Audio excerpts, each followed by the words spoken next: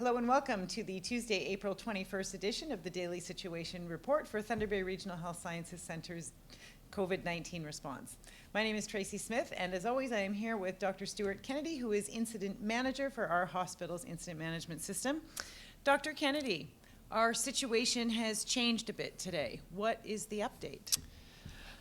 Yes, it has changed, but still not an unexpected change whatsoever. We have another confirmed case in the hospital admitted, and that brings our sort of confirmed COVID-19 patients to 4. And we still have, I believe, 17 presumptive cases, which is almost the same as yesterday. We're also expecting another patient to arrive today, who will be our 5th confirmed COVID-19 patient. We still have the 2 in ICU, both in serious condition, which is concerning, but no dramatic changes. And about the 4th case we identified this morning, that patient had already been admitted to the 3A COVID unit because they were highly suspicious. So they followed the protocol that was established regarding who gets admitted to that unit, and the highly suspicious case gets admitted to that unit. The low suspicious cases is not admitted to that unit because to date we've had no low suspicious cases confirmed to be COVID-19.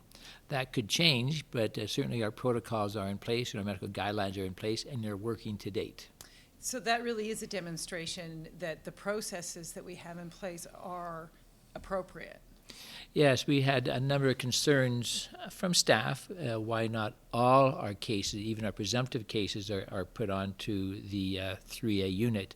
And we still have to make sure we maintain enough capacity to expand as required, and that's why we sort of put it in 2 parts: highly suspicious and lowly suspicious. And the low suspicious are still isolated, but they're scattered throughout the hospital in private rooms and isolation rooms, and again, all precautions are taking place, but there's no need to actually send people to the COVID unit who have a low suspicious index of COVID-19. That's for their protection. That's for their protection and still the staff protection because they're taking the full precautions. I see. So yesterday the province released COVID-19 modeling and potential scenarios. Given these new admissions at our hospital today, do you feel that Northwestern Ontario is aligned? Well, modeling can always change, but it's based on the best epidemiological evidence we have. We here in the Northwest, in collaboration with our partners at NOSM, are also doing our own modeling, and they both really mirror each other, that there certainly seems to be Ontario is reaching their peak. We're always a little bit behind in Northwestern Ontario as far as transmission of disease because we don't have the high population density, and it takes a while to get up to the northern communities. But certainly at this point in time, our 2 modelings are similar, where the expectation of getting a rapid increase or influx of COVID-19 is not there. It's probably down by about at least a quarter, okay, from the original projections. And we're hoping we will actually be able to match that or even do better than that, than the provincial modeling, especially in the high density areas. We will know more over the next week to 10 days regarding how it's affecting Northwestern Ontario when we look at our own modeling we're doing here in the north. But all things taken into consideration, Ontario and Northern Ontario is moving in the right direction, but we're only going to move in the right direction if we continue to practice those safe habits that I've preached time and time again, which is staying at home and certainly keeping the 2-meter distance apart. And now, when you come to the hospital, as we've heard yesterday, come to the hospital prepared and have a mask ready to put on when you enter this hospital. And certainly all our staff will be encouraged and mandatory once we have enough masks to actually wear the cloth mask while in hospital. Okay, so those really quite positive projections only remain true if we continue to be diligent. Absolutely. You can say, it means for the past 2 weeks, we've only had 2 to 3 cases in, and as of later this afternoon, we're going to have 5 cases in. So not quite a doubling. So it's out there, and we must sort of continue our vigilance regarding the public health sort of safety measures that's outlined by everybody. So there are other impacts to our hospital of the pandemic. I mean, you're a hospital leader, you're a family physician, you know some of these impacts, but members of the community may not really be aware of certain impacts. What sort of things do you have to think of differently or plan for differently in terms of hospital operations? Even hospital and all community operations now, because we want to decrease exposure and keep our physical distancing, even primary care offices and nurse practitioners' offices, certainly the vast majority of the work is being done over the telephone. And over the telephone is good in a good number of cases, but there's still something missing when you lay your eyes on somebody and be able to do a physical examination. So the medical care being delivered is as good as it can be, but it's not ideal.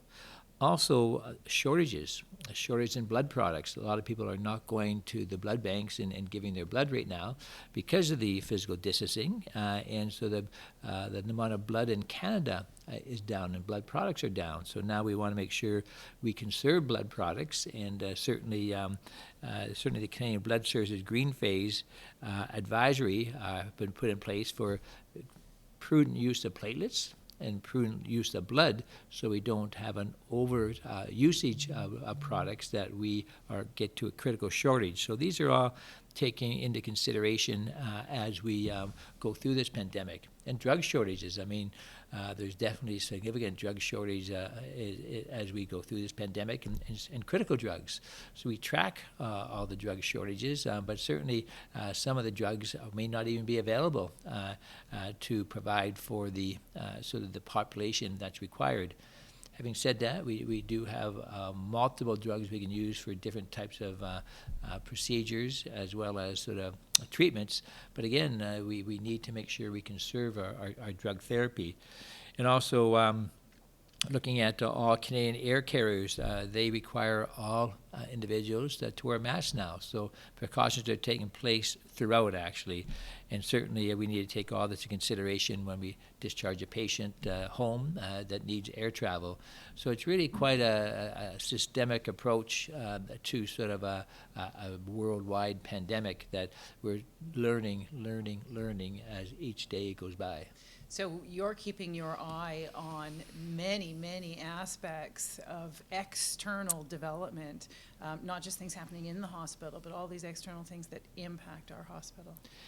And we have to be really cognizant. I mean, even the pharmacy now is when you write a prescription, they're only giving a 30-day supply. That certainly irritates some patients who they usually get a 90-day supply, but we're all doing that to conserve products because this is going to happen during the pandemic, but there potentially can be a shortage after the pandemic because our production sort of services in China and the United States have been altered too. So we need to continue to have a really strong conservation sort of policy, not just in PPE, but also other critical sort of items that require good medical care. Another area impacted is our volunteer services. Unfortunately, because of COVID-19, we had to cancel our volunteer recognition event. This is National Volunteer Week, so normally we would be having it this week. And in addition, our volunteers aren't on site right now, and that's in order to keep them safe. But given that it's National Volunteer Week, do you have a message for our volunteers who are in the community right now?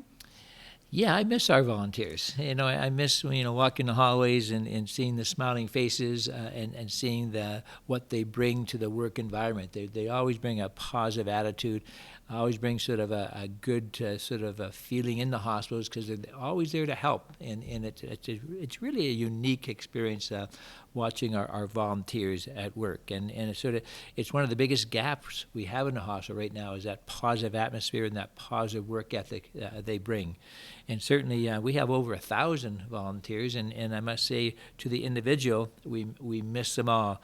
They represent hours of service that, thank goodness our volumes are down, so our sort of workload isn't as heavy as it has been in the past, but it certainly leads to disruption when you do not have our needed volunteer services. I mean, they help raise funds. They sit on quality care committees. They certainly have a unique contribution to Thunder Regional Hospital, and I think to all sort of hospitals and long-term care facilities throughout the world.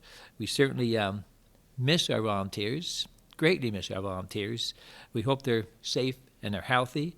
And certainly the National Volunteer Week, I guess the best thing I can say is I am positive we'll be in a better space next year to really give you the recognition you deserve. So thank you again, and we hope to see you all soon, but not too soon, because I still want everybody to stay at home and avoid that 2-meter distancing. Thank you, Dr. Kennedy. So to our volunteers and to everyone in our community, keep up the good work, stay at home when you can, practice physical distancing, and we'll see you again tomorrow.